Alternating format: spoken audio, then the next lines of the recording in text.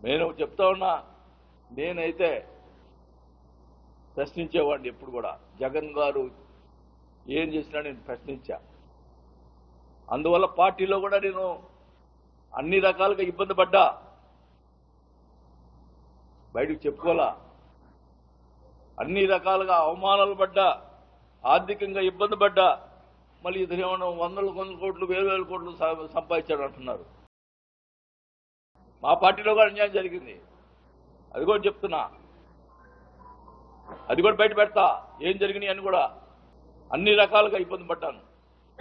ప్రజలు తెలియాలా, వీళ్ళు మా పార్టీ వాళ్ళు అతను కలిసి ఆడిన నాటకాలు, ఈ రకంగా ప్రచారం చేయటం, సోషల్ మీడియాలో ప్రచారం చేయటం, ఇవన్నీ కూడా బయట పెడతా. ఏందో నేను అన్నిటికీ,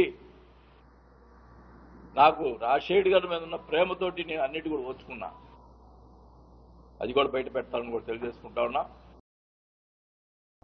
ఇంత దుర్మార్గమైన మాటలు, ఇంత దుర్మార్గమైన అసలు కేసులు పెట్టేదానికి ప్రయత్నాలు ఇవన్నీ, ఈ కేసులకి మేమే లెక్క చెయ్యము.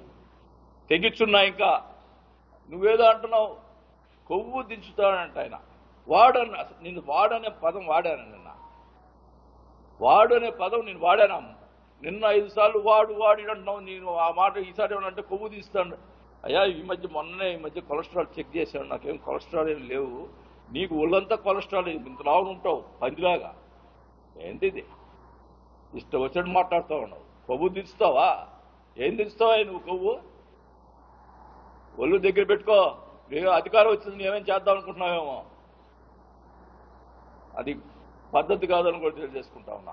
నాకైతే కొలెస్ట్రాల్ లేదు. నీ కొలెస్ట్రాల్ ఎంత ఉందో చెప్పు, అది దించుతా. నువ్వేదో ఒక అధికారం ఉంది కదా, మదం ఎక్కినట్టు మాట్లాడటం కాదు. అధికారం మదంతో మాట్లాడటం కాదు. అధికారం ఉన్నా లేకపోయినా ప్రజాభిమానం సంపాదించుకో, హ్యాపీగా చేసుకో.